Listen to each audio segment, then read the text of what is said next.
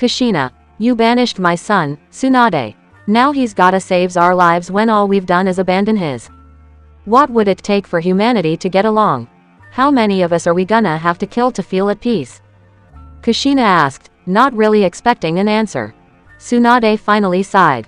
Kushina, I have lost almost everyone I've cared for. I've abandoned Shizune, and my lips haven't touched a shred of alcohol to take the stress away. I haven't gotten a total of maybe 20 hours of sleep over the time that we've been here. If you believe you can do better as the Hokage, then please. I'll let you take the damn position away from me. For now, I've been dealing with enough shit that I don't need any more. I did what I thought was good for the people of Konoha. I won't be shamed for what I did. Tsunade argued back. Neither said anything for a little while until Kushina answered. I'll be sure to remember that. Kushina finished while the two continued in relative silence. Tsunade wrote on a notepad while Kushina continued to look out the window. Finally, the Godime stood up. Alright, everything seems to check out. I'll have you sit out today and then you'll be cleared. Truth be told, you're so damn healthy I'm tempted to release you right now, but I suggest one more day in case you feel any different. You don't have any illnesses and no lasting pain, so I don't think I need to prescribe you any medication. I'll assign a nurse to you for the day. Tell her if you have any questions or concerns, and I'll get to them when I can. I'll try not to waste my breath, Kushina answered, attempting not to roll her eyes. If there were any reason as to why the redhead was entertaining this, then it'd probably be that it'd do to show at least some unity amid the chaos of so many people flooding the village. Though Kushina had remained in the hospital room, she'd used Sasori, Deidara, Asuma, and Chiriku to look out and over the village. As expected, even with the human race nearly driven to extinction, hate seemed to have a way of rearing its ugly head. Sometimes, it seemed people just lived to hate each other. Maybe it was the only way the rest of them could escape the grief or the horror. Yet, that just seemed to breed more of the same. Much as it pissed her off, Jashin definitely had a point. It almost seemed to be humanity's proclivity to violence, rage, anger, and slaughter. Kushina, regardless of our relationship, I'm not your enemy, Tsunade said, which got a chuckle out of Kushina. No, I suppose you're not. Usually, all my enemies are in front of me, Kushina replied before flaring her aura, dictating that this was the end of the conversation. Tsunade felt the divine power flourish through the room, and in her mortal flesh, she couldn't do a thing to stand against it. Hell, she thought she might go blind from the shining light. Fed up, Tsunade just backed away and closed the door. She sighed and pinched the bridge of her nose. Why did nothing seem to be going right these days? Of course, Tsunade wanted to put her trust in Naruto. She had when she gave him her necklace. She also knew what she'd done to crush his dreams. There was a lot of guilt regarding that, but he'd nearly ruptured through Konoha. Even Kamachi, when she'd been alive, reported that Naruto threatened to kill her. How the hell was Tsunade supposed to take that? She hadn't planned on the banishment being permanent. Naruto just wasn't a safety measure for the village. Yet, she also knew what that banishment meant. Damn it, nothing was going the way it ought to. Jiraiya, why when I need you around would you die now? If there was nothing else about you I loved, it was your way of always knowing what to say. Even to me, Tsunade thought before she noticed Sasuke approaching her. She seemed a little surprised since Sasuke never seemed the visiting type, at least alone. Visiting hours are over, Sasuke. Besides, you came earlier today already. I don't think you. I'm not here for her. I'm here for you. I wanted to wait for when you'd be less busy, but I can see that was a rather stupid thought. I've been talking with my mother, Yuna, and my brother. I'd like to request a medic to do an eye transplant for Itachi and I, Sasuke interrupted, getting Tsunade to raise an eyebrow.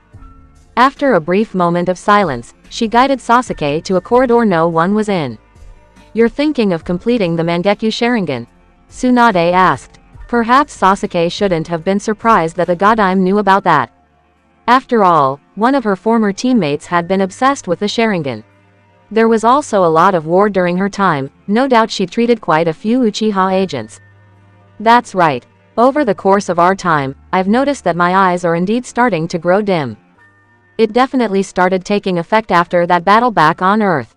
It will incapacitate Itachi and I for a little while, but the benefits are too large to ignore, especially when we're trying to acquire strength as quickly as possible, Sasuke returned. Tsunade thought on the matter for a little while.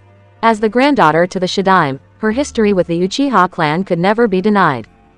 Though she was young, she remembered the stories of her grandfather's battles with Uchiha Madara. The power of the Sharingan couldn't be underestimated. I always assumed it was forbidden for Uchiha to do this, Tsunade responded.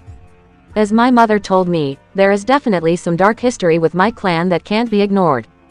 However, with only 5 Uchiha currently alive, I don't think there's much left that's forbidden from us. Besides, I'm no longer the last Uchiha. I'll soon become the patriarch of the Uchiha clan with Yuna as my wife. I will do what I must to protect the place that she's in, Sasuke uttered. Believe Tsunade when she tried hard not to chuckle. Ultimately, she failed, which got a glare from Sasuke. Sorry, having read your profile, I thought there wouldn't be a single romantic bone in your body. Still, it definitely looks like you've matured a lot since the time you were under Orochimaru. It also seems that you and Itachi have spoken about this a lot. Well, I can't spare many men at the moment, 3 or 4 maybe, but I know Shizune now works under the employ of the Uzumaki clan. I suppose you can speak to them and I'll assign you a room with available personnel. I don't think I have to tell you to take it easy after the operation, Tsunade warned, but Sasuke rolled his eyes at her. I'm not stupid, he answered. That's up for debate, but I won't press you further. Good luck with your matter, Tsunade said as she left the Uchiha clan heir to his own devices. Sasuke watched her go before a smirk came onto his lips. And just what did you need from me that it couldn't be said outside? Yuna asked, sitting on her and Sasuke's bed with Itachi looking at her. The brother of her lover stared out the window, watching the frost stick to the glass and the snowfall. You know what Sasuke is attempting to do in order to gain more power to protect the world. He's grown a lot since he's come into a relationship with you. He tries to hold it off, but I can see the amount of joy you bring him, even with a bit of your stoicism mixed in, he answered, which made Yuna snort, putting one leg over the other. Ha, ha, ha. Well, compared to the rest of our family, I thought I was pretty expressive. I love Sasuke too, in spite of his flaws. He's more stubborn like Naruto-sama than he cares to admit. But my love for Sasuke aside, what else do you want? Yuna asked. She tried not to sound so bold and upfront, but she was very tired. Last night had been the last time she'd gotten almost any sleep in the last 2 days. She'd been going throughout the village quelling tensions between the different nations' people. She'd stopped a fight between an Iwa and Konoha shinobi. Suna and Kiri seemed to have their own problems, and of course, there was the occasional Kiri shinobi going where they shouldn't. Then there were the civilians. If she had to hear one more civilian complain about foreign shinobi, she would retire her headband. It'd bore the hell out of her, but she'd be more than willing to become a housewife to never deal with civilians again. All they did was complain. Sasuke spoke of an interesting matter which I believe warrants some attention. He said that it was a shame that we couldn't get you and Mother the Eternal Mangekyo Sharingan as well. I've seen your abilities with it, unorthodox as they are. I know of no Uchiha who has formed dust release with it. However, I then remembered there is a way to give it to you. Perhaps fate does indeed work in strange ways, Itachi said as he held out his hand. Yuna slowly watched as the former Akatsuki member summoned a crow in his hand. Her eyes narrowed when she saw the Sharingan implant in its left eye. I assume there's something behind this. The Eternal Mangekyo Sharingan can only be transplanted, supposedly by those with strong blood ties, she said, tapping her finger on her arm while Itachi nodded. Quote, I always knew Sasuke would learn the truth eventually. I just never knew how he'd take it. Implanted in this crow's eye is Shisui's Sharingan. I always knew Sasuke would uncover the truth of the Uchiha massacre at some point. I just didn't trust that he'd make the right decision concerning it. Shisui gave me this eye before his death, hoping that I'd keep it out of Danzo's hands. It would only be one, but one is more than enough. Itachi paused for a moment to gather his thoughts. As for Mother, I'm unsure of how close the two of you are. Shisui and I were perhaps very far related, but giving her your Sharingan will at least offer her eyesight back from the dead one. It would still be an advantage for us, Itachi finished, which made Yuna glance at the crow a little more. She had to admit that Itachi's words made sense, especially at a time like this. Yuna studied her lover's older brother for a moment or two before responding. And you didn't think I might need to know this before everything turned out like this? She asked further. Itachi met her gaze head-on, unwavering in his resolve. Indeed, the thought had occurred to me. However, Shisui had entrusted it to me and you hadn't shown a propensity to obtaining power. In fact, I dare say you wouldn't do it unless the situation was this dire, he answered. Yuna shifted her gaze between Itachi and the crow. Slowly, she exhaled. Fine. Naruto slowly opened his eyes, shivering from the violent cold. Ever since his encounter with Pakura, he'd found another cave to huddle himself in. Of course, he wasn't sure how much better this was. He was still freezing cold, his divine power granting only the minimum amount of warmth to make sure he didn't freeze to death. How long had he been sitting here? He really didn't want to go back outside. He'd just gotten to the point where his fingers warmed up. He actually started thinking this was a very bad idea. Never had Naruto felt more alone than now. It seemed to be so surreal. In the end, he was right back where he started. Alone. He always seemed to be alone. Even with family around, even with great power, even when fighting insurmountable odds, it almost always seemed to be him alone. When he looked up, he saw the lightning and thunder crash outside while snow and hail flew outside. It actually reminded him of his apartment. He laughed. The heater broke that one winter. Everyone complained, but the landlord couldn't do anything about it. We were without heat for the whole of winter. Gigi bought me that heater. I'll never forget it, Naruto chuckled with a hard shiver. The smile on his face slowly fell as he exhaled, watching his breath fade into the icy air. The Kyuubi Jinchuriki held out his right hand. Focusing, he did as the Shinigami instructed. He closed his eyes and steadied his breathing. He thought about the concept of paradise. He thought about the concept of hell. He thought of paradise. He comprehended the glory of the heavens and the realms created by Kami. He thought of those resting in the warmth of her divine embrace. For those blessed to be there was no cold. There was no pain. There was only the purity of she who governed the universe.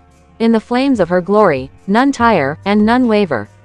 For a woman who claimed to love so much, Naruto didn't understand why she allowed so much suffering, yet, that was a sense of paradise in and of itself, a reward for those who'd endured for the proper cause. In Naruto's hand, a small flame came into view. However, it was unlike the white flames of Honsho. It was golden with something of a ruby center. It wasn't hot to the touch. Hell, it wasn't even warm. It was just there, floating in the midst of his palm. He tried to make it grow steady and feed it, but the process was painful. It was more painful than the cold. It felt like his very soul was being crushed under the immense weight of power. He tried to hold it up, but the flames swiftly vanished away, releasing him from their hold. Naruto fell forward. Though the ground was cold, he didn't care. He touched his forehead and found himself sweating. Blood seeped from his eyes and his skin felt like it was about to burst into flames. If that's paradise, I really don't want to know what hell is, Naruto thought to himself. Still, there wasn't much else Naruto was gonna do until the storm passed. So, he decided to spend time contemplating the concept of hell. This one seemed to be a lot easier. With his thoughts already chaotic as they were, it wasn't hard for him to imagine a place meant for the wicked, a place where they suffered for their heinous acts, a place where every Jushinist ought to go.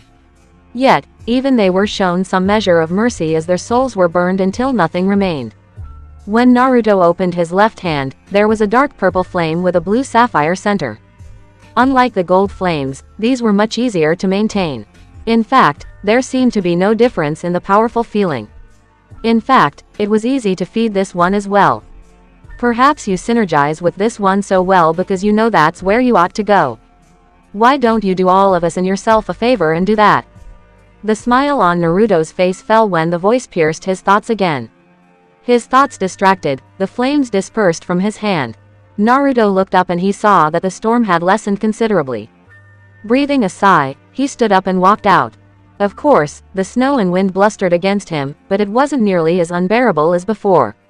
When he looked down, he swallowed. It was a far way down, one he wasn't sure that he'd survive. Not to mention, the air was very thin. He took large inhales of it just to keep himself conscious. Okay, I got this. I have to get this. Naruto exclaimed as he summoned 2 clones. He then sent them inside the cave to cultivate the powers of paradise and hell. He wasn't sure what this was supposed to teach him, or how it was supposed to help him face Jashin, but Naruto was willing to try almost anything at this point. So the young Uzumaki continued his climb. He climbed and climbed, pushing himself and his body further than he ever had before. All his training over the years of his life seemed like a far cry from this moment. More often than not, his grip slipped from the rough edges, making him fall back down. The thin air made him shake, and it took the Kyuubi shouting at him to keep him from going unconscious.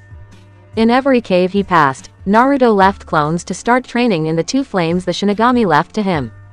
He then continued his climb, passing by Suiran, Yahiko, Kimimaro, Dan, and Gari. Unwilling to merge his soul with any of them, he persevered. He persevered as fucking hard as he could, gritting his teeth and biting his cold lips to keep himself awake. He braced himself against the harsh winds that threatened to throw him off. After hours of climbing, a voice tormenting him, accusing him, threatening him, and overwhelming him, Naruto grabbed another ledge. With bleeding nails, he pulled himself up and rolled over. His lungs burned and his muscles ached. I was wondering how long it'd take you to get up here. Still, I shall offer you credit where it's due, Naruto Uzumaki. I've never seen such a tenacious spirit since my elder brother. Still, with as much respect as your position allows, I must call you an idiot who surpasses even him. Continue on this path and you will never make it to the top. Naruto turned his head. There was a platform covered in a large blanket of ice and snow. A big frosty mist covered the field, but Naruto managed to see Tobirama through the frozen haze. As expected, the Nadaime Hokage wasn't perturbed by the harshness of the cold. He just stood there like he found his home in the frozen nothingness. Struggling, Naruto stood to his feet. Good to know. Though, I think that's pretty damn easy for you to say, the blonde fired back as he noticed the Nadaime's eyes on him. He seemed to be analyzing him. When Naruto looked back at him, he could feel a wall of pressure, nowhere near as high as the one he faced when battling Jashin, yet he knew it was a testament to the second Hokage's power. After finding whatever he needed, Tobirama shook his head. I suggest you go back down the mountain and try again. As you are now, you're no match for me. You're exhausted, your soul and spirit are torn, and your body can't stand much more. You still haven't learned what's needed, Tobirama advised. Naruto always knew he was an emotional person. Sure, his mother had trained him to have a better grasp on his bullheadedness to further his career as a ninja, however after everything he endured, he was starting to get fed up. I'll take my chances, Naruto said, the white flames of Honshu encompassing his body. Tobirama faced down the Kyuubi Jinchuriki, sighing disappointedly. Perhaps, Tsunade was right to take away your dream of Hokage. With such an attitude, the village would have surely met its end under your leadership. Why don't you understand, boy? It wasn't on your own that you made it this far. I wonder if you should have been born of the Uchiha instead of the Uzumaki, Tobirama muttered to himself before he acquiesced to Naruto's desires. Unleashing the full might of his fury and power, Tobirama made the ground crack to pieces around him. The mountains shook as the cold winds started to pick up. Between Naruto and Tobirama the might of Raijin roared through the skies above, dividing the heavens from the earth. Ice and snow crumbled down the sides of mountains, roaring like the hooves of 100,000 horses. With his fists balled, and his resolve steady, Naruto charged at Tobirama. The Nadaime charged at Naruto as well. The mountain then exploded as their fists clashed against each other, releasing ripples of divine might through the entire dimension. Naruto, Kushina thought as she looked out into the frozen wasteland. The blizzard around Konoha had gotten stronger as the chaos in her ears got louder. Kushina felt her son's power over the great distance between them. She'd honestly like nothing more than to be at his side, giving him the words of encouragement she knew he might need. Unfortunately, that wasn't meant to be her role this time. Instead, she turned back to her opponents. The five Kage stood against her with her power in full bloom. Behind them, over 10,000 battled together against a multitude of powerful spirits summoned by Kushina. Of course, the spirits were barred from killing their opposition, and there was no way they'd feel pain from their opponents. It was a perfect training environment. In particular, Kushina eyed Yuri. The young woman was already at two tails of the Sanbi's power with the Hachibi Jinchuriki right behind her. She was currently in a fierce taijutsu battle with a spirit that excelled at hand-to-hand combat. Try as she might, even with all her power, she was countered at almost every turn. The frustration was starting to show on her face. Do you have the luxury to look away from us? Kushina noticed a pile of sand beneath her feet. With it holding her in place, I appeared behind her faster than she could blink. He then slammed his fist into her face, releasing sprawls of lightning over the field. After him, Tsunade came next. With a hard shout, she shattered the ground beneath their feet, colliding her fist with the other side of Kushina's face. Yet, the two cage stiffened when Kushina faced the full brunt of their might without much concern. Flaring her honcho, she blasted Ai and Tsunade away. Even the sand that was supposed to restrain her had been blown away. Gaara sucked his teeth. The sand in the gourd isn't enough. Plus, it's hard to get more from beneath all this snow.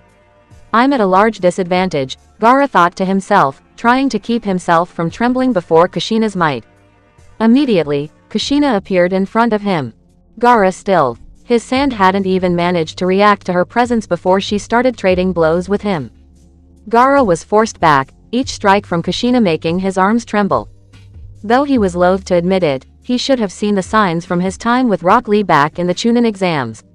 Taijutsu was a weakness of his. He'd become too reliant on the abilities of his sand to keep him safe.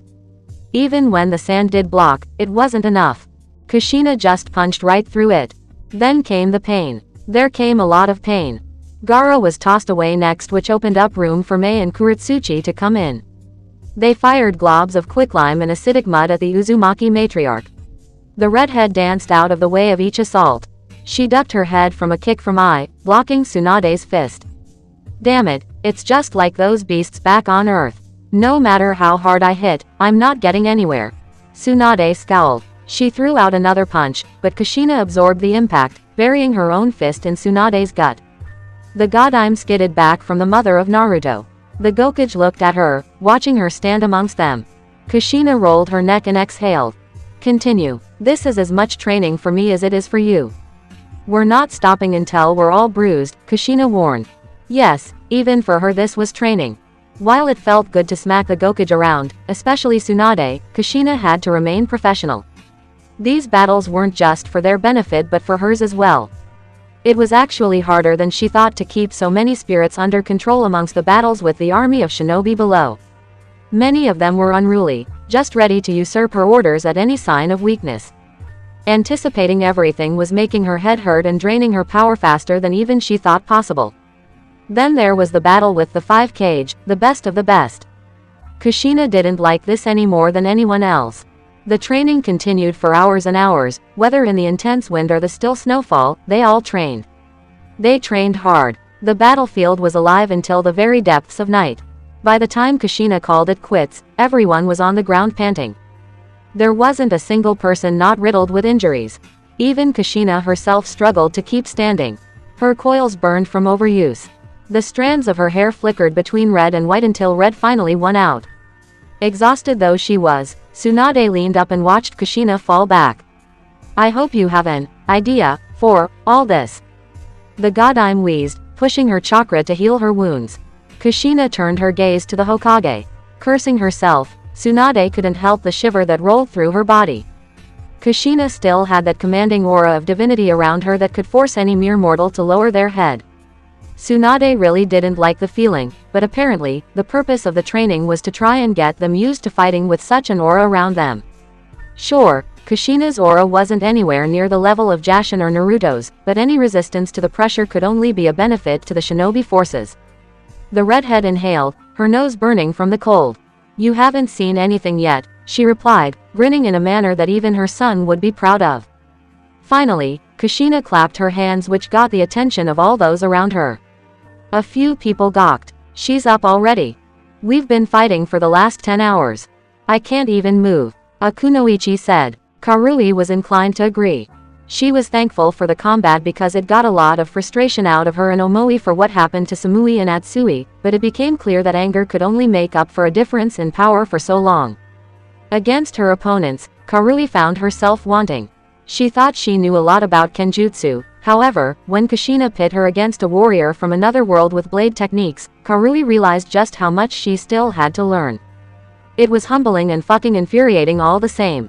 I see a lot of you are tired and exhausted. Now is where the real training is going to start. However, before that, would anyone like to take a break? Obviously, we've been going at this for a long while. I think you've earned it. I can pick up with you later, Kushina said, gritting her teeth from the pain. Riza frowned, already aware of what her cousin was doing. Kushina, you've become a lot more cruel. I never thought you'd have it in you, the mother of Tayuya said while she silently observed the rest of the shinobi populace. Kakashi slowly chuckled to himself while Yugao glanced at him. I see you understood her purpose as well, the purple-haired woman said, which made Kakashi slowly nod. I think she's been hanging out with Ibiki when none of us were watching, he answered, his teammate quickly agreeing with him.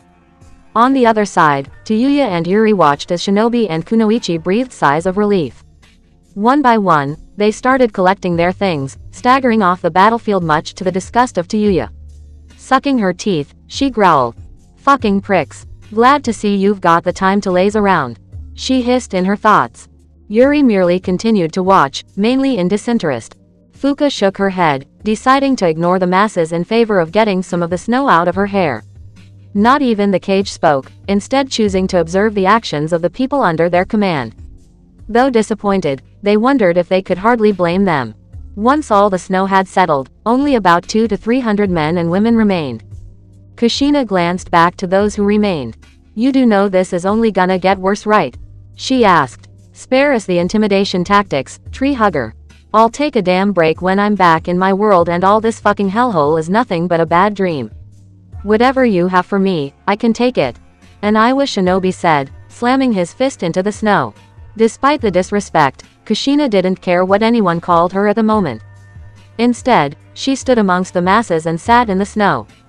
Usually, this would be next to impossible, and even I'm not going to have perfect control over it. I'm not the one with a contract to the Shinigami.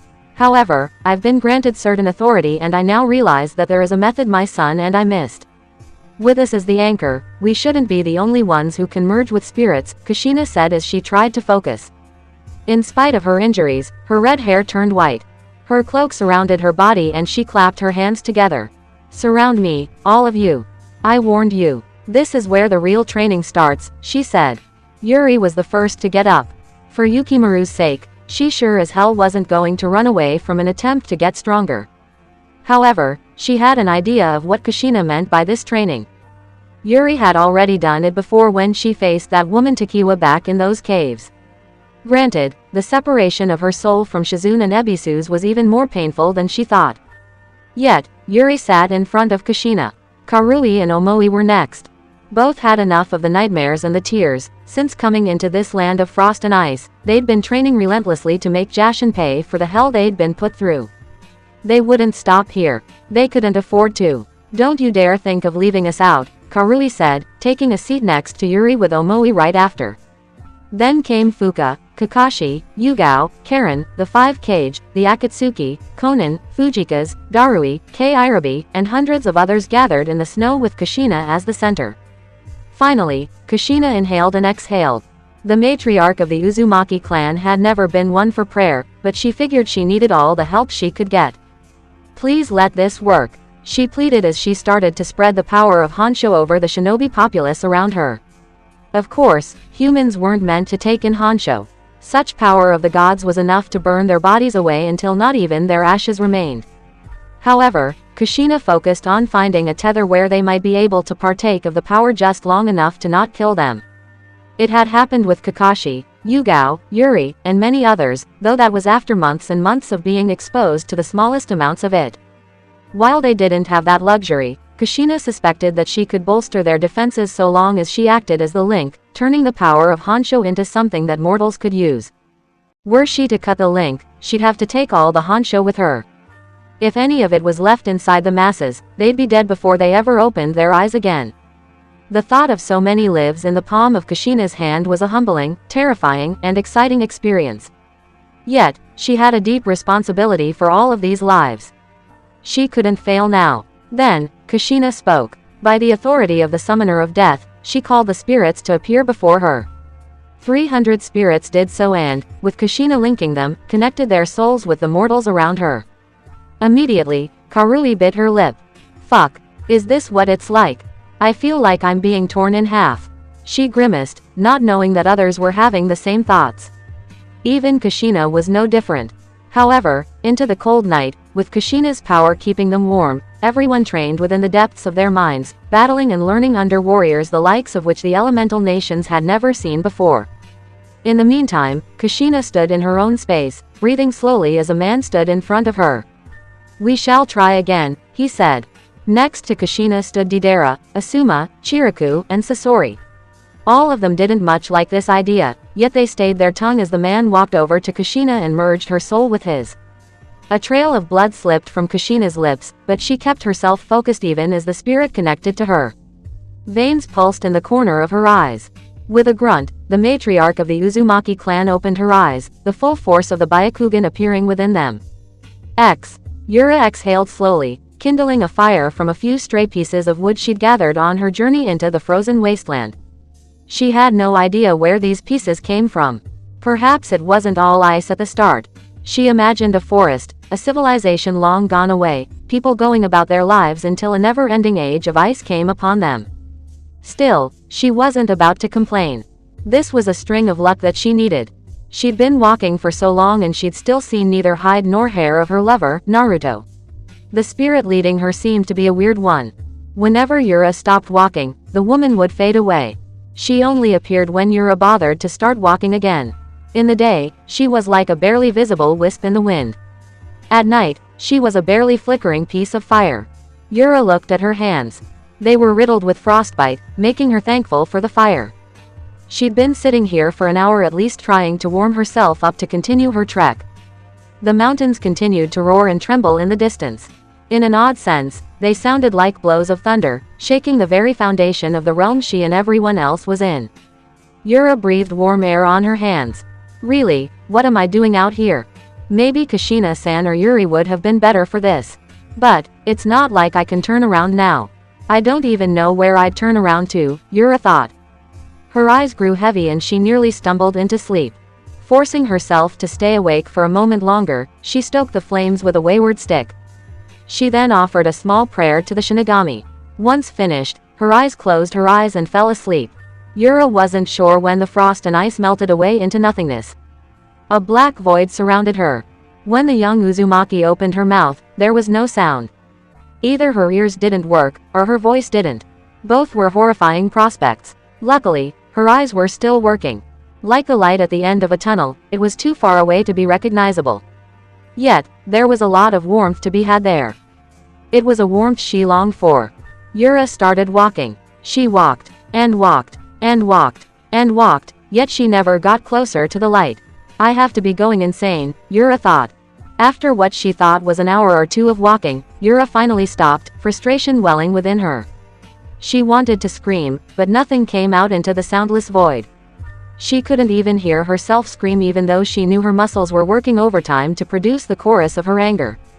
When Yura managed to catch her breath, she looked up. Stiffening, she saw the forms of Yuri and Kushina. The two looked down at her, they smiled yet they didn't speak. To say Yura was happy to see them was an understatement. She stood up, ready to greet them before the space around them rumbled.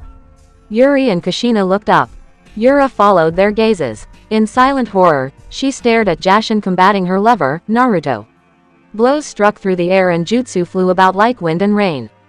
She watched Jashin blast Naruto's head to the side with a ferocious punch. Yura gasped, watching her crash into the floor. Yet, still, there was no sound. Jashin seemed to be laughing, mocking her lover while Kushina pushed Yura away. The young redhead took a step back in shock, watching as her sister covered herself in the chakra of the Sanbi. Meanwhile, Kushina's body exploded with divine might. Both charged at Jashin. Aside from the sounds of violent battle, nothing else could be heard. Yura trembled as she watched. Her sister and Kushina tried to combat Jashin as well, but they were brought down even easier than Naruto was. In the end, Yura watched helplessly as Jashin walked past them without a thought. He stood in front of Naruto. Yura's feet remained glued to the floor, shaking and unwilling to move. She pleaded that they moved, begged even. Yet, the power and pressure were too much for her to handle. Gritting her teeth, she found herself moving until she stood right in front of Jashin. "Great, I'm here and I've got nothing to fight him with," Yura exclaimed. Quickly glancing to her side, she noticed a kunai on the black floor. Shakingly reaching for it, she pointed it at the god of slaughter. The cruel smile was plastered on his face, his eyes not even deigning her worthy of notice. Each step was like thunder. Every second one where she felt her soul was being ripped to pieces. It was at this moment that Yura realized just how weak she was. She couldn't call for help. Her best chances of surviving this nightmare were gone. All she could do was grit her teeth. Unfortunately, her pride was crushed when Jashin walked past her. Is he ignoring me? Yura questioned. Her eyes followed him and she saw the glee in his eyes. He mocked her. She was not worthy. She was no more than a buzzing fly in his space. If it got too close, he might swat it, but usually left alone and barely worth notice. When Yura turned around, Jashin was gone, Naruto was gone, Yuri and Kushina were gone. Everything was gone except for her. Even the light she'd been following was gone. Yura was alone. Alone with her thoughts, alone with her fears, alone with her broken pride. That was all Yura was left with. Startled, Yura opened her eyes. She looked out into the ice storm from the shelter of her cave. The fire had started to go out. Yura looked at the slowly dying embers and became aware of her restless pants. A dream? She questioned, noticing the trembling of her hands. She thought this might be from the cold, but sweat had lined her palms. The cold air also seemed colder on her face. When she touched it, she realized her face was soaked in sweat as well. Yura rubbed her eyes and looked out into the frost. She picked up her stick and stoked the flames, trying to keep the fire going. Unfortunately, the flames were gone before long, leaving Yura with nothing. Breathing out cold air, she figured that her break was over. With that being the case, she picked herself up and exited her abode. Once Yura stepped out, the frosty wind greeted her, buffeting her efforts. However, as usual, once she was ready to leave, she saw the woman floating in the distance. As always, she waited for her just barely into the horizon. Her form was like a bright flaming beacon, no different from a lighthouse. How am I going to make this? I don't know if I have the strength to do this. I don't have any power anywhere. I need to get stronger. But I don't know how. I told Yuri this is what I thought I was meant to do. Hey, just look at me, always acting like I know better. Now look where I am. I'm out here away from everyone, looking for Nisama when he probably doesn't even need my help, Yura thought, chuckling hopelessly. Even in her dreams, she couldn't begin to change the outcome of what she'd seen. She still remembered that terrible trembling, the fear of encroaching death and lifelessness. She thought she resolved that matter after so many times trying to raise Yuri, yet, like blood, it seemed to stain her body no matter how many times she washed it. However, for whatever pride remained, Yura didn't wish to turn around. She already knew the heckling she'd get not just from Yuri, but from the rest of her surviving family. Well, it was a good thing she wasn't a shinobi of Konoha anymore. At least she wouldn't have to worry about Suon stopping her. One foot in front of the other, Yura continued over the hills of ice and the mountains of cold. Days passed her by, yet she still kept walking. Following the light of the woman guiding her, Yura hadn't slept much. Every time she stopped, she feared going to sleep lest the dreams persist. The few times she decided to go to sleep, the dreams were too much, only serving to beat down her worthlessness all the same. At this point, she wondered if it was better to just lie in the ice and die. Yet, she persisted. She kept walking, the fire alight for her path. Every night, Yuri prayed to the shinigami for strength. Though the dreams persisted, she found herself unwilling to turn back. Her legs were cold and her hair was laden with snow. She knew not what she could provide. She knew not if she even had the strength of will to provide it, but she didn't want to do nothing. She too was a member of a powerful clan that had become a fierce existence upon the elemental nations. She desired that strength. No, she needed it to prove herself worthy to stand at her lover's side. If he felt he wasn't strong enough, she would be one of the guiding pillars that would prove him wrong. She'd be one of the ones to reassure him. She'd be the sheath that held his strength, keeping it steady until he was ready to unleash it upon their enemies. Yura growled as she took one step too much. Her legs buckled and she fell face first into the snow. Why does it hurt? When did everything start hurting so much? Yura questioned as she felt the cold sting her fingers. Snow continued to fall on top of her. She panted heavily, feeling the last vestiges of her chakra slowly slip away. She'd long since run out of soldier pills. Does it always hurt like this, trying to be strong? Yura asked, not getting an answer. Once again, her vision was blurry. It would be so easy to fall asleep right now. The snow actually felt kind of nice, almost like a blanket and pillow. Even if it was cold, even if it hurt, it was kind of nice. Suddenly, a brief flash of Naruto's broken body ran through her mind. Scowling, she lifted up her head. Violently brushing the snow off her head, she exhaled. No, not yet. She'd allow herself to fall unconscious when she saw Naruto safe. If she were blessed with just that much, then she wouldn't complain. If it were him, he wouldn't have stopped till he found her. To stand at his side, she'd make sure to sacrifice the same, for she loved him. She loved him so much. Even if she was weak, she loved him. Picking herself up, Yura saw the woman floating in the air. She wasn't nearly as far away this time. The young Uzumaki wondered why. Nevertheless, she pulled herself up and climbed over the hill. Once again, she felt she ought to hurry. The storm was starting to get worse, again. Hurrying, Yuri stared over the ridge. Stunned, she saw a giant hole at the base of a giant mountain, one easily dwarfing all the others. In fact, it reached so high into the sky that Yura couldn't even see the top of it. Finally pulling her eyes away from the majesty of the mountain, she looked down at the crater-like hole in the ground. The woman was floating over it. Yura wobbled and stumbled her way to the hole and looked down it. Stunned, she gasped. "Ni-sama," she shouted as she stared at the unconscious and battered form of her cousin. What happened to him? I've got to get him out of there, Yura thought. She spared a quick glance to her guide, but it became clear she was already gone. Yura was alone with Naruto, with no one there to help them for miles. A blast of lightning and drum of thunder rolled through the sky. Yura felt an icy blizzard soon to come upon them. With the ice would come more snow. It would bury her lover and leave him with no way to escape. While she was always comforted with the fact that he'd never stay dead for long, she'd rather not see it either way. Grabbing a kunai and some rope, she rappelled down slowly until she reached him. Walking over to him, she touched his bruised face. His lips started to turn bluish-purple. Taking a moment, she kissed him to push warm air into his mouth. "Come on, Ni-sama. Let's get you out of here," Yuri said as she groaned, picking up her considerably stronger lover. Then came the hard part. Yuri pulled herself and Naruto up. It was hard. It was even harder than the journey to him.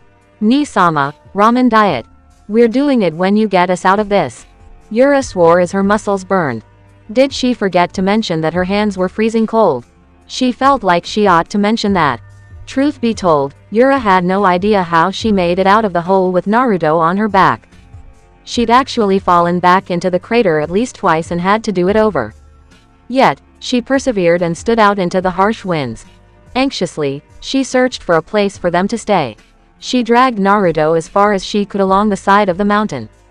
The storm grew in strength as the snow started to come up to her knees. Luckily, the blessings of the shinigami must have been on them, because there indeed was a cave. Tiredly, Yura dragged him inside. Once they were in, she fell down and couldn't get up. Instead of doing more, she lay there with the whiskered blonde. She brushed the snow from his hair and touched his cold cheek. "I don't know what happened to you, Ni-sama, but I know you're working hard for all of us," she said. Yura kissed his cheek and finally allowed herself to pass out again from exhaustion. At the very least, the storm outside did wonders for helping her fall asleep. Surprisingly, there were no nightmares this time. As Naruto and Yura rested in the hidden cave at the base of the mountain, neither saw the Shinigami summoner's body lit up with white flames. The fire covered his body before slowly moving onto hers, healing and sustaining them both. From the entrance of the cave, the woman who had been guiding Yura smiled wide. "Leave your life with no regrets, my small rose. I'm sorry I couldn't stay with you longer, but at least I got to guide you one more time. Shikyo-sama, I'm trusting you to look after our daughters. You'll have your hands full," the woman said before she faded away, called out of her duties by the Shinigami. The storm outside the cave raged until the very depths of the night. Slowly, Naruto opened his eyes. Cursing, he touched the side of his face. Every part of his body was racked with insurmountable pain. It was enough to make him pass out again. "Damn it, why can't I beat him?" Naruto questioned angrily. He'd not thought the Nadaime was that powerful. This had been the second time that he'd been sent down the mountain. This try seemed more tiring than the last. Perhaps it didn't help that the clones he left kept dispelling, transferring all exhaustion into him. Like the Hokage he used to be, Tobirama took advantage of any and all weaknesses that Naruto exposed. He wasn't like Jiraiya in the slightest. Every measure was taken and the only lesson learned was a harsh one with a blow to the side of the head. There was also no mistaking it, he was even stronger than his mother in regards to taijutsu. Then again, he was amongst the few who survived the Warring States era as a child. You know what you have to do, Naruto. There is only one way that you'll beat him, the Kyuubi said, which made Naruto frown. I'll find another way, he replied with a hard glare. The Kyuubi remained silent, though he shook his head as he and Morio observed their host. Same as the first, the second time Naruto climbed he'd ignored Pakura and the others. You can't keep running away, Naruto. You'll save no one with that attitude, the nine-tailed fox said, closing his eyes as his white tail swirled about in the air. Meanwhile, Naruto groaned and he felt a weight on his shoulder. Turning his head, he stilled. Yura-chan, what is she doing here? He questioned as he saw one of his lovers resting her head on his neck. Immediately, all attention and concern shifted to her. He held her close, fearing that she might succumb to the cold. Thankfully, she wasn't as cold as he thought. That said, he looked at her arms, fingers, and legs. Same as him, she was in the throes of frostbite. He grabbed her hands and warmed them up, getting her as close as possible. Damn, I've got to get her back to the village. She'll freeze to death if she stays out here with me, he exclaimed. Had he not been so drained on Honsho, he would have opened a portal to the village at this moment. Unfortunately, he was too banged up. In fact, did she drag me all the way in here? He asked as he saw lightning strike the snowy ground outside. He then looked down at her, his heart swelling with love for her. He kissed her cold hands and shifted her close. While he didn't like her being out here, he was more than happy for her presence. With great pain, Naruto shifted himself so he was behind her. He leaned against the rocky walls while resting Yura against his chest. He wrapped his arms around her, hoping to keep her warm while she rested. Throughout that time, Naruto thought about what the Kyuubi said. It was true that he couldn't keep doing this. He'd already lost days of progress and he couldn't afford that. This was bigger than him and his issues with Pakura and the others. Try as he might, he couldn't bridge the gap between himself and Tobirama like this. Of course, how many could say they got a few hits off on the Nadaime Hokage? Naruto was happy he could count himself in that group now. Still, it wasn't like it was all bad.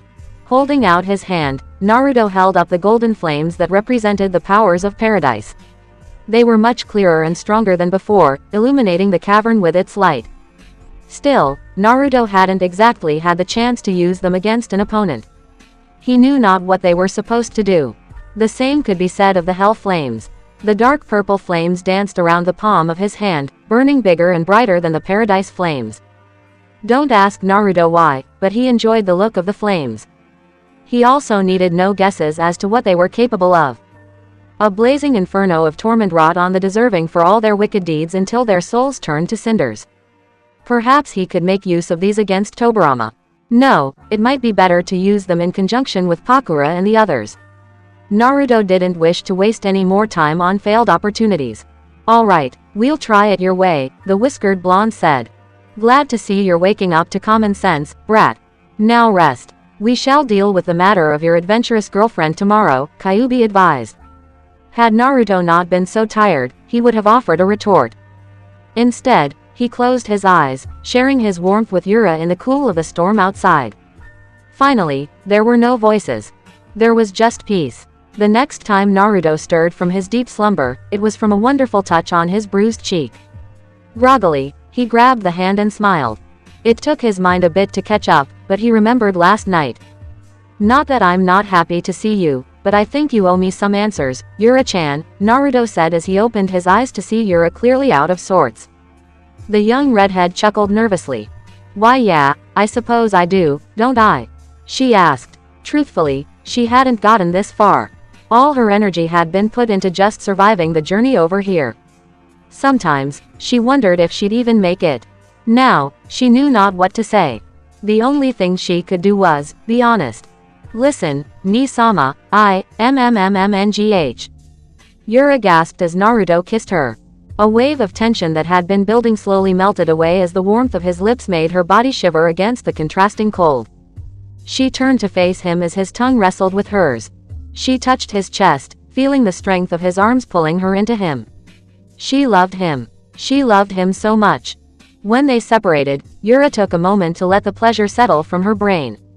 The fog was heavy and she almost didn't want to leave.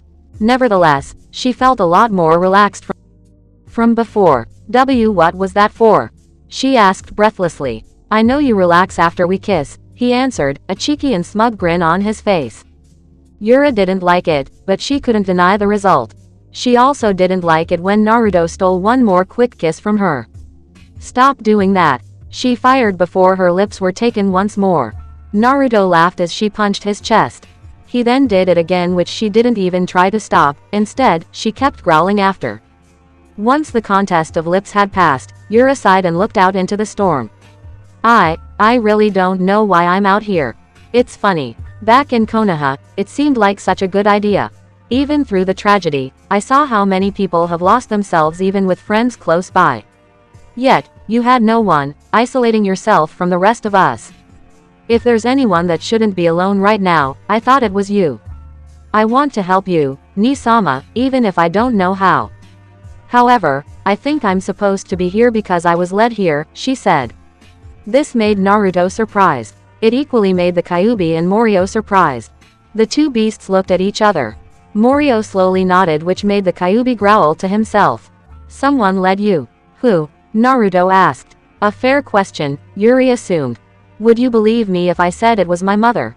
Yura questioned. Naruto looked at her incredulously. However, the more he thought about it, the less he thought it was impossible. What was her name? He asked. Yura looked at him for a long while. She already knew where he was going with this. Namine, she said. Naruto closed his eyes. He summoned the spirit of Namine Uzumaki to appear in front of them both. Soon enough, Yura gasped as her mother appeared in front of her. There was a wide smile on her face. Greetings, Shikyo-sama. It is good to see the head of our clan alive and well. It's also good to see my daughter's future husband. Yes, I am the one who led my daughter out here. However, forgive me that I cannot speak further on the matter. Shinigami-sama specifically forbade me from mentioning more than this, she said. Naruto blinked. Did he say why? He asked. Namine smiled. I wasn't told. However, you need not be afraid that she's out here with you. Everything will be as it should be. Though, it was still her choice to come out here. She's a stubborn young lady, just like her mother, Namine said while Yura's face scrunched up in tears. Her mother noticed and smiled. Yura, your father, and I understand. Everyone has their time and unfortunately, we couldn't be there to watch you both grow up, but I see that you both have become more than we could have ever dreamed. You've grown into a beautiful young woman, and a very strong one at that. Know that we will always be proud of you, and Yuri, Namine said before she started to fade away, a wave of her hand. Naruto noticed his lover tremble. Yuri's still a pain in the head. She still reads those trashy romance novels. She tends to stay up late and she still gets into trouble. She tends to be unreliable and emotional too many times, but she works hard. She's responsible with her money. She never complains about the chores. When we fix this, she'll become a chunin and then go on to being a jonin. She'll become a splendid kunoichi. Just like I will. Yura exclaimed as Namine's smile brightened. I'll be sure to tell your father, Namine said before she was gone, leaving Naruto and Yura alone. Naruto held to his lover as she silently wept in his arms. Had he not had the Shinigami contract, he wondered what he might say to his mother and father if he saw them. What would he tell them and what would they say to him? After some moments, Yura calmed herself and wiped her face. Well, it looks like you're stuck with me, she said, trying her best to smile. Truth be told, Naruto still didn't like this, but it seemed Shin felt he needed her. Naruto wasn't about to claim he knew more than Shin did. Look, Yura-chan, do you really want to be out here? I'm doing something I've never attempted before. I don't even know if it's going to work. I could take you. Ni-sama, if you think I fucking walked through an entire tundra, almost died to the cold for you to turn me back around, then I'd sock you over the head harder than that damned god did. Yura exclaimed while Naruto stared at her like he wasn't staring at his usual lover. Noted, he replied before he started to share his plans with her. Yura listened attentively, nodding every now and then. By the time Naruto was finished, Yura had a good understanding of what he meant. She also thought he was fucking insane. And you really think this is a good idea? Yura asked while Naruto exhaled slowly. No, I don't. But I don't think I have the time for good ideas.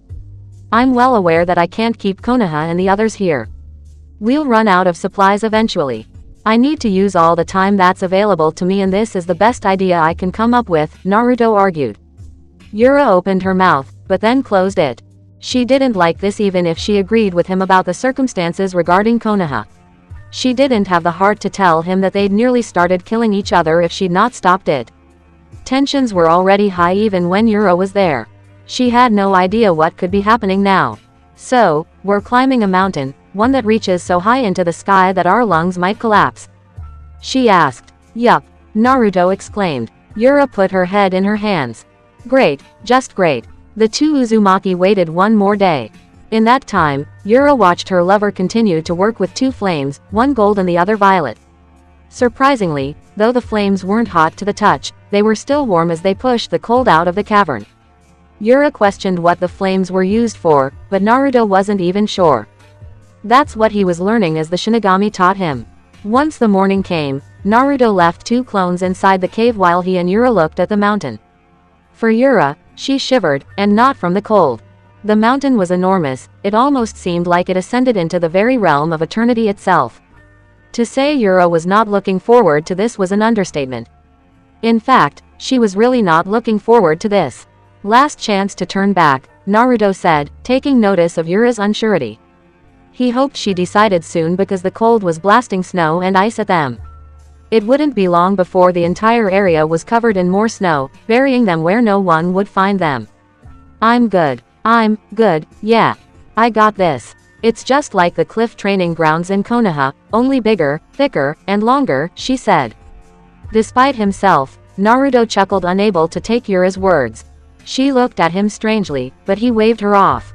Now wasn't the time to go laughing at jokes that even the pervy sage would find funny. Naruto exhaled and grabbed an open groove of the mountain. Yura swiftly followed him, watching him dig his fingers to the sharp stones. He pulled himself up while Yura blew a breath of cold air from her lips. Please let me be right, she thought as she too grabbed the mountain's side and climbed, following her lover wherever he might lead her. Chapter 78. The truth is, unless you let go, unless you forgive yourself, unless you forgive the situation, unless you realize that the situation is over, you cannot move forward. By Steve Maraboli. Yura frowned as she stared out into the frozen wasteland. Once again, the storm had grown too ferocious for her and her lover to withstand. Though she felt warm in his embrace, there was a tense atmosphere settled into the cave where they'd made their home. The events that came about over the last few days seemed so prevalent in her mind. When she glanced at Naruto, the look in his eyes almost scared her. He seemed to be trembling, even though she knew it wasn't from the cold. Ni-sama, Yura thought as she touched his cold fingers with her own. Climbing the mountain was a lot harder than the young Uzumaki thought it would be. She had no idea how her cousin did it. It was grueling, unforgiving, and merciless. Not only had the wind threatened to blow her off, but the grooves in the mountain made were so cold that it felt like thousands of ice needles were puncturing her skin. Don't even let her begin on her chakra. That had long since drained away to its bare minimum. Yet, that wasn't her concern. Her concern was Naruto. While they climbed, Yura followed after him. She saw just how much he struggled and how in pain he was. He'd often talked to himself in ways that made her worried. Unfortunately, she couldn't climb faster to reach him. She realized that perhaps she hadn't trained in her physical capabilities enough. She could only watch as even he nearly fell, screaming his name as he slid back down. She winced when he dug his heels into the rock and pulled himself up. This had to be the craziest thing her cousin had ever thought of. Of course, the craziness didn't stop there. Yura didn't understand how, but she saw Pakura, one of Naruto's powerful summons, standing on one of the floor ledges of the mountain. She held out her hand to Naruto. Yura thought he might take her offer for help. In fact, it was basically a non-factor. He would. She knew he would. There was no way in the world that he wouldn't. And yet, that was exactly what he did. Yura lay stunned as Naruto not only disregarded Pakura but gave her the harshest glare she'd ever seen. The former Suna Kunoichi wasn't the only one. He also passed Suiren when she held out her hand as well. However, unlike Pakura, he refused to look at Suiren. She might as well haven't even been there at all. Yet in spite of this, neither Pakura nor Suiren spoke a word. They just held their heads down sadly. They didn't even respond when she pleaded for answers. In fact, they looked downright ashamed before they vanished from her sight. When she looked at her lover, he was already climbing the mountain. Not hoping to fall behind, Yura pushed herself to follow him even as she continued to grow concerned. While she wouldn't admit it, she was actually thankful for the snowstorm that came upon them. The winds howled and thunder roared through the sky. All that led up to this point where she was watching the storm outside while Naruto kept her warm. She wouldn't deny that she was thankful for the heat. She was actually surprised that she hadn't gotten sick from all this cold. Hell, it was a miracle she hadn't frozen to death. When she looked at her fingers, they were red from the frostbite. She tried to blow hot air on them, but that didn't make them much better. She looked at Naruto again, wondering about his thoughts. As for Naruto, the frown on his face deepened. Brat, you're acting like a damn child. Fine, you don't like them at the moment. I can even tell you don't mean much right now, but it's time you fucking grow up. You wanted to be Hokage, well act like one. You're gonna have to work with people you don't like. We're not your enemies, Naruto, Kyuubi said finally. Then tell me, are you guys gonna actually help me or leave me to fight on my own again when I call for your help? If you can answer that for me, then I'll be sure to grow up. Naruto fired back. Unexpectedly, the Kyuubi was silent for a little while. We were fighting with you, Naruto. You'll just never know how much. Make of that what you will, but you'd better think about this. It's a long way down the mountain. You'll survive the fall, but will Yura? The Nadaime won't have mercy on her either. She won't survive a fall like that. Even if you can revive her, I don't think she'll enjoy dying because of your arrogance, the Kyuubi finally said, which made Naruto still. After so much time, he finally focused his gaze on Yura. She had long since gone to sleep in his arms. She was a little colder, so he focused on heating her up even more with his honsho. He caressed her cheek and gritted his teeth. As much as he hated it, he knew the Kyuubi was right. He'd never forgive himself if Yura left him, especially not with so many things in flux with the Shinigami and Jashin. Plus, seeing her dead body covered in snow would haunt him forever. Naruto's arms tightened around her. Fine, he growled out. The Kyuubi and Morio sighed slowly. Good. Now, continue your training. We'll assist you, the thousand-headed demon said, which made Naruto snort. He'd have offered a witty comment, but he just kept his mouth shut. Instead, he summoned 2 clones. Ordering them to another side of the room quietly, he nodded his head to them. They nodded back in understanding. Sitting down, they started practicing with the gold and violet flames. While Yura slept, the 2 clones went through a myriad of techniques. Most ended in failure, and a few came out in success, but nowhere near what was acceptable. When Yura woke up, she saw Naruto and his clones training hard. She was a little embarrassed that she'd fallen asleep so easily, but her lover hadn't held it against her. Instead, he smiled at her. Good morning, sleepyhead, he said. Shut up, she replied, a little embarrassed by his cheeky, yet handsome smile. He snickered before he continued on with his training. Yura observed him for a long while as his body became inflamed with the white fire of Honsho. The young girl felt her very being shiver in the presence of the divine power offered to him as the charge of the Shinigami. There was just nothing like it in all the elemental nations. Taken from her awe, she watched one of the clones poof out of existence. Her lover opened his eyes with a bit of a snarl. He held up his hand, looking at it as if he were looking at something foreign. What's wrong? Yura asked. Naruto looked at her, scratching his head in frustration. These flames. It's kind of hard to use them when I don't even know what they do. I've been thinking about the concepts around them that Shin claimed I should be studying. I have an inkling about them, but that's all. I was never really good at this whole theory stuff, he admitted. Even if his mother had improved on his academics back when he first revived her, he just wasn't the type for books. They bored the hell out of him, even when it was something intriguing like his sealing scrolls. I assume your clones won't work. she asked. A shake of his head was her answer. Yura bit her lips before she finally surrendered herself to the Shinigami's will. Then, why not use them on me? I can't just sit here and watch you train without offering anything. Besides, I need to do some training as well if I'm not gonna fall behind you. What do I need to do? She asked. Naruto gawked. What? That's a horrible idea, he shouted. Yura laughed. We're Uzumaki, ni-sama. We're full of horrible ideas, she answered back, smiling. You more than anyone else, Kyuubi commented. It was one that Naruto pointedly ignored. Instead, he focused on Yura. I'm not doing that, Yura. You don't know what these flames are capable of. They could kill you, Naruto exclaimed, making Yura stop smiling. She looked at him evenly. In case you forgot, ni-sama, Jashin's not a spirit.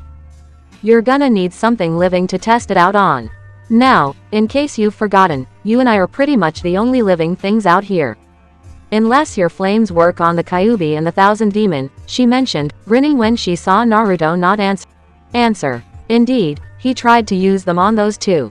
Unfortunately, they were immune to the effects of either, just as he was. Yura, Naruto said. Ni-sama, I nearly died quite a few times just getting over here. Maybe this was one of the reasons Shinigami-sama allowed me to survive the journey here. Look, I won't ask what's going on between you and those other spirits, but don't push me away too, she pleaded. Naruto balled his fists. It could be too much for you, he replied weakly. Then I guess you better start working on your control. Also, let me be the judge of that. I don't think I'd deserve to be by your side if I didn't show some guts as well. I can be pretty stubborn too, she responded. Naruto closed his eyes and exhaled. Fuck, he hated today. In fact, he hated this entire ordeal forced on him and all of the elemental nations because of his weakness. If he had just beaten Jashin, he might not have to endure this. Neither would anyone else. Yet, he wasn't about to spit in the face of Yura's resolve either. He knew what it was like to be stubborn after all. So, Naruto conceded and sat in front of Yura. You'll warn me if anything fucking goes wrong, got it? He asked, looking at her seriously. She swallowed the lump in her throat and nodded. Immediately, Naruto's hand glowed with the power of dark purple flames. Yura breathed out through her mouth. Somehow those flames looked a lot more menacing than she'd originally thought. Me and my big mouth. Well, guess I can't back out now, she thought as she nodded for her cousin to begin. Truth be told, Naruto noticed her hesitation, but he didn't point it out. Instead, he challenged her to remain true to her word. He couldn't help lessening the flames to about a quarter of their original size. He then fired them at her. Yura tightly closed her eyes, waiting for some pain to flourish through her. Yet, there was none. Opening one of her eyes, she saw that she was indeed bathed in the dark violet flames. Rather than pain, there was a steadily increasing state of discomfort. It was like needles pricking her skin, not exactly unbearable but very uncomfortable. Yet, there was something comforting in the power. Voices whispered into her ears, instructing her despite the discomfort. Yura slowly closed her eyes and meditated. She sat in the midst of the flames while Naruto watched her. What's she doing? He questioned. No idea. But it looks like she's contemplating something in the fire. I suggest you leave her to it for now. Look at her. I might be seeing things, but the flames are actually melding with her, the Kyuubi said. No, the nine-tailed fox wasn't just seeing things. Naruto was seeing them as well. The violet flames indeed wrapped around her skin. Her once beautiful hair turned into a deep violet color, almost similar to that of Yugao's. The flames were like a second skin that fit perfectly to the rest of her body. Naruto had no idea if he should be concerned or intrigued. If this was supposed to be something good, then he didn't want to screw it up. Though, he figured it couldn't be good because Yura's mouth started moving, speaking words whose meanings he didn't understand. Finally, Naruto withdrew the flames when Yura's eyes started to bleed and the ground beneath her body splintered. He withdrew the flames until they had all but vanished. Finally, Yura fell to the side, making Naruto jump. He ran over to her and picked her up. Yura-chan. Yura-chan, are you alright? Say something. Naruto exclaimed. To his horror, his lover didn't respond. Brat, hold her. Hold her as tight as you can. She's dying. The Kyuubi said, which didn't make Naruto feel any better. Damn it, he knew this was a bad idea. Why had he allowed it to happen? Hug her, Naruto asked incredulously. Trust me, damn it. The Kyuubi fired back. Mentally throwing his hands up, Naruto held her as tight as he could, leaning back against the frozen wall. Good. Now, channel the golden flames around you, the fox ordered. Naruto gritted his teeth but followed through. He channeled the golden flames into his hand and touched Yura with them. The flames began to spread over her body and quickly she started to stir. She started to breathe easier. She murmured insensible words but Naruto didn't care. He was just thankful she was moving. What happened? He asked. Paradise and hell, brat. I'll dumb it down for you. Think of both as yin and yang. You hit the Uzumaki girl with a small amount of hell, but as she bathed in it, it started to grow stronger. I have no idea what she must have seen, but it caused an imbalance of sorts within her. With the golden flames, you brought her back to neutral standing. It looks like she'd had some type of growth despite the incident. I can't tell how, but she feels different somehow, the Kyuubi said as Naruto looked at Yura. She didn't look any different to him. Ni-sama, what happened? Yura asked groggily. Naruto leaned her up. Easy, Yura-chan. You almost died. Can you tell me what happened? The Uzumaki patriarch asked. The redhead touched her forehead and groaned. I remember voices, then, screaming. There was so much screaming, too much screaming, and so much pain. There were hundreds, thousands, no millions of them. All of them just kept screaming. Even when I closed my eyes, their voices pierced into my mind. But then, it was all gone and the most wonderful, serene feeling filled my body. There were millions there as well. Then, you woke me up, Yura said. Honestly, Naruto had no idea what to make of that. In the end, he just had Yura rest from the ordeal. That was enough training for her, and he wouldn't hear a single word of anything otherwise. Luckily for him, Yura wasn't about to fight him on that. She was more than willing to do as he asked. She fell asleep in his arms while Naruto continued to observe her. So what would you have me do now? Naruto questioned. The Kyuubi remained silent for a little while before he finally spoke. You already know what you'll have to do.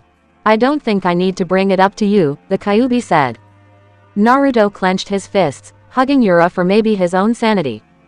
In the end, he closed his eyes while his clones continued to train in the gold and violet flames. When he woke up the next time, Yura was already awake. He questioned if she was alright, but she claimed that she never felt better. He wasn't sure if she was trying to put on a strong front or not. Nevertheless, she focused his concerns elsewhere. As happy as she was to have him so careful with her, she knew that there were others counting on them. The sooner they finished this task, the sooner they could go back to the village where they'd both be yelled at by the others. That got the both of them climbing again. It was only then that Naruto thought she might have been telling the truth in regard to her condition. Yura pulled herself up the mountain with speed and strength he hadn't known from many. She jumped from one ledge to the other, swinging her body this way and that. Keep down, or you'll fall. He hollered while Yura smiled. The slow don't have the right to warn the people ahead of them. She hollered back. Naruto shook his head as he climbed after her. Though he couldn't help wondering just where she'd gotten this burst of energy from. He could certainly use it. When the storm got fierce again, they huddled inside another cave. Yura had spent a few hours practicing her sealing jutsu with Naruto's instruction. While she worked, she continued to observe the golden and violet flames in the hands of his clones. When she looked at them, she felt the very depths of her soul drawn to them. Ni-sama, I think I should try training with those flames again, Yura claimed. That was not what Naruto wanted to hear. No, Naruto replied much to her surprise. She thought he'd be a lot more heated in his response. Sure, she expected rejection, but for it to be so emphatic was kind of strange. And Ni-sama, she tried again. No, we're not having this conversation, he returned as he continued to focus. Yura opened her mouth but quickly closed it. She finally took a small breath and sighed. Ni-sama, I know what you're worried about, but I can handle it. If you just let me get used to. You almost died, Yura. I'll figure this out on my own. I'm not risking you anymore, Naruto returned. Yura frowned. I thought we both agreed that I was here to help you, she answered back as Naruto clenched his fists, his concentration destroyed. You dying doesn't help me. I've lost enough. I'm not losing you too, Naruto spoke, making Yura's frown deepen. Ni-sama, I can help. If you just let me. Yura's mouth swiftly closed when Naruto blasted the Honsho through his body. He kept it up until her resistance died down to a glare. When he eased his aura, Yura scooched over to the other side of the cave. It's possible that you'll lose me someday, Ni-sama. Everyone you've revived is going to feel the embrace of the shinigami at some point. Even with all your power, you can't save everyone on your own, Yura retorted, already noting the increased agitation on her lover. She left him alone after that, hurt and upset. Perhaps it was stupid, but for the sake of her pride, she didn't seek his warmth this time. Even when he offered, she refused. Instead, she faced the bitter cold just as he did. It left her with a lot of time to herself, but it also left her with a lot of room for her thoughts. In the end, she decided to continue her training. For her lover, there was one thing he hadn't considered. If he could comprehend the flames, then so could she. Of course, she wished for a more in-depth experience, but if Naruto was gonna be complicated, then she'd just have to rely on herself. Yura studied what she could of the flames in the hours that rolled by. She recalled her experiences as she walked through the vast nothingness of darkness and screaming. That was the void of those violet flames. As for the gold, there was the most serene feeling she'd ever known. It was like paradise itself. It strengthened the measure of her soul in ways she couldn't even begin to imagine. More time rolled by before Naruto and Yura continued their ascent. One thing Yura noticed was the energy from yesterday was gone. She was insufferably cold again. Now, her enthusiasm felt a little embarrassing when she saw how far ahead her cousin was. As for Naruto, he was too far into his thoughts to think about the climb. He had been arguing with the Kyuubi over the matter regarding Yura. However, fed up, the fox decided to give him a bit of a reprieve. He was immensely thankful for it. It wasn't that he didn't trust Yura, but he couldn't afford to toy with her life, especially after that. For once, he'd had enough of death and its cruel touch. Yeah, pretty ironic coming from the summoner of the death god himself, but Naruto had no idea on how to tackle the problem with Jashin. Who was he going to give to the Shinigami if Yura died? Yet, he also knew he wasn't getting a lot of training in the flames without her.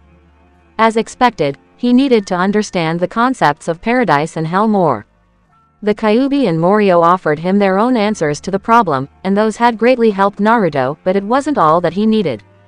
He needed so much more than that. As the frost continued to set into Naruto's fingers, pain gripping through every pore in his body, he looked behind himself. Yura was a little further down, panting heavily as she pulled herself up. He bit his lip when he saw her slip. She scowled, her face contorting in so much pain as her hands bled. You could leave her. Just look at how slow you're having to go just because of her. Then again, that always seems to be your way, doesn't it? You're always leading people into your mess. Not even man enough to keep your problems to yourself, are you? You know, why don't you let her cultivate the flames? She'll die and you'll get a better understanding of their power. You don't need her. You don't need anyone. Isn't that how you're used to working now? Alone, let her fall. You know you want to. Naruto frowned as he watched Yura struggle. Through the days of not being next to him, the frostbite continued to assault her. Her fingers were slowly turning from red to black. Snow covered her red hair and her eyes were struggling to stay away. Scowling, Naruto hurried back down. He cared not for the jagged rocks that scarred his skin or rocks that bashed into his head. Yura's eyes rolled up in her head and she fell back, releasing her grip on the mountain. She would have fallen to her death had Naruto not taken her hand. Really, truly, Uzumaki Naruto never learns. Don't you get it? You'll only burden yourself with her around. You'll only burden her if she stays around you. Do her a favor. Release her from your cross. It is too heavy for anyone to carry. Do it now. Naruto bit his lip enough to make it bleed. Leave her. The voice hollered as Naruto cursed the fucking world and pulled Yura up. Those who abandon their friends, their loved ones, for the sake of the mission, are worse than fucking scum. Naruto quietly hissed back as he held his lover on his back. With one hand, he climbed back up, digging his feet into the side of the cliff. The blonde pulled the two of them up, snarling as he hung his leg to an awkward ledge. With all his strength, he pulled himself up.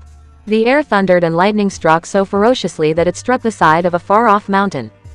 The avalanche that followed made the Uzumaki patriarch tremble.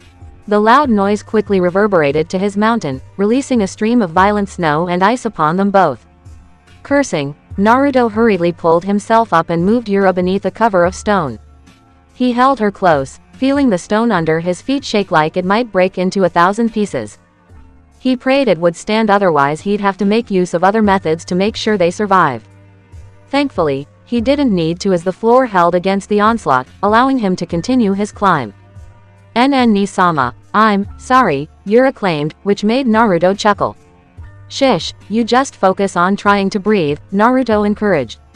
He grabbed another rock ledge, feeling numbness and splintering pain start to settle into his fingers once again.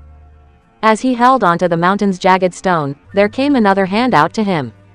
Frowning, Naruto looked up and saw Dan Kato holding out his hand to him. Naruto's eyes hardened and he bit his lip.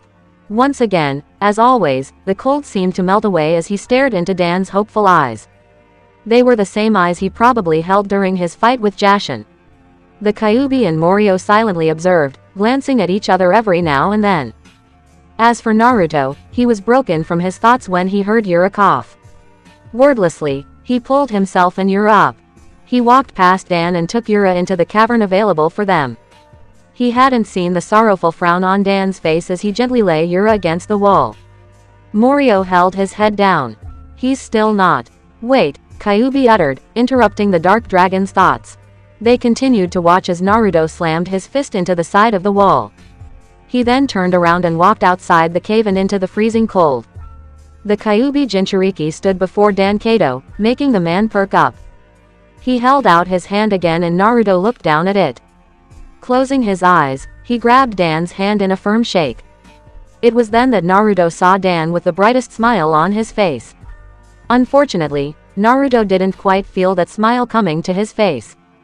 Instead, he allowed Dan's spirit to merge again with his. Once Dan was gone, Naruto turned on his heel and went inside the cave. Naruto-sama, please, just shut up for now.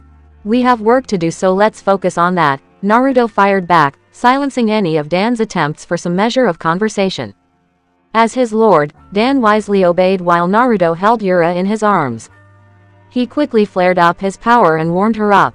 After a while, Yura's breathing slowly returned to normal and her body started to warm up. Naruto breathed a small sigh of relief as he touched her cold cheek. Giving her a quick kiss, he summoned 2 clones and made them work on the flames. Let's get this over with, Naruto suddenly said. He then allowed Dan to merge his soul with his own. Naruto inhaled and exhaled slowly. When he opened his eyes again, instead of a deep blue they had changed into a dark green. In the depths of his mindscape, Naruto and Dan fought as one being against the Kyuubi and Morio. Unfortunately, it became quite clear that they would need a lot of work as the trust, the bond, that Naruto had developed with all his summons had deteriorated severely. Nevertheless, Naruto and Dan continued on. In the meantime, Yura slowly awakened. Aware that she wasn't cold anymore, she noticed she was in the warm embrace of her cousin and lover. Oh right, I passed out. The air's getting thinner than I thought. I almost fell, Yura said to herself. Turning her head, she looked at Naruto. He seemed to be asleep, his head nuzzling into her neck. It was a very nice feeling, but her eyes wandered back to the flames being held by the 2 clones. Swallowing nervously, she looked at them like they were the most beautiful treasures in the world. I can do this, Ni-sama. I can be there for you this time. I can be there for everyone. Yura thought. She untangled herself from Naruto and slowly approached the clones. She was thankful that they had their eyes closed as well. Carefully, she looked at the flames. They were indeed so beautiful. She couldn't help holding out her hand into the violet flames. Thinking quickly, she withdrew her hand and retreated to another part of the small cave just before her world faded to black. When Yura finally opened her eyes, she stood alone on a long and narrow bridge. There seemed to be no beginning and no end. Everything was shrouded in the blackness of the void just like before. However, Yura noticed that there was no screaming this time. Those were perhaps the most horrible thing out of everything that she'd experienced. Now, she was just here, wondering where she was supposed to go. Which will you go, Yura Uzumaki? Shall you go left, or shall you go right? Yura stiffened when she heard the voice of the shinigami ringing in her ears. She looked around, but she couldn't see him. Maybe he didn't want to be seen. Gods were weird like that. Well, given that I have no idea where I am, I guess I'll go right. I'm right-handed after all, she said into the void. Turning on her heel, she walked to the right, taking special care to not fall off the sides. She couldn't tell why, but she was sure there was something down there she wouldn't like to experience. The walk was long, but mostly boring. Yura wasn't sure what she was supposed to be doing, but she noticed that this wasn't nearly as interesting as the first time. That said, if there was one thing she noticed apart from the last time, each step seemed to be so much heavier than the last. The journey was easy at first, but now it was like it was taking all her strength just to move one step. After so long, she couldn't even walk on two legs anymore. Humiliated, she was reduced to crawling. Sweat poured down her face and she wondered if maybe she made the wrong choice. She tried to put one hand in front of the other, but the pressure was too heavy. In fact, it felt like it was going to crush her into nothingness if something didn't change. Before the pressure engulfed her, immediately it was gone. Yura stiffened. When she looked up, she gasped, staring upon the shinigami. He glared down at her in her embarrassing predicament. Nevertheless, she didn't attempt to right herself, instead choosing to bow before him. Tell me, Uzumaki Yura, why do you continue to bow and pray to me? What brings about your faith in me? The shinigami questioned. Yura blinked and chuckled. Well, I doubt I'd be very sincere if I only prayed when things were going good for us. Plus, I don't claim to know how you gods do things, but if you found interest in Naruto, then I don't think you'd allow him to fall away so easily. So, I think all I can do is have faith that you've got something in store for him. I think even you know that Jashin is beyond him, but he shouldn't be beyond you. Naruto needs to your help. We all do, Yura answered. The shinigami gazed upon her critically. There was no slight smile or grin on his face. Instead, he just looked at her. It was one Yura couldn't tell if she wanted or not. To have him so close, yet so beyond her was a very humbling matter. Do you know where you are right now? The shinigami questioned. Yura slowly shook her head. And no, I don't, she replied. Keep walking and you shall find out. Also, have no worries about what you are doing. I shall speak with my summoner on the matter. While you are here, understand that whether my summoner defeats my violent brother or not shall indeed depend upon you.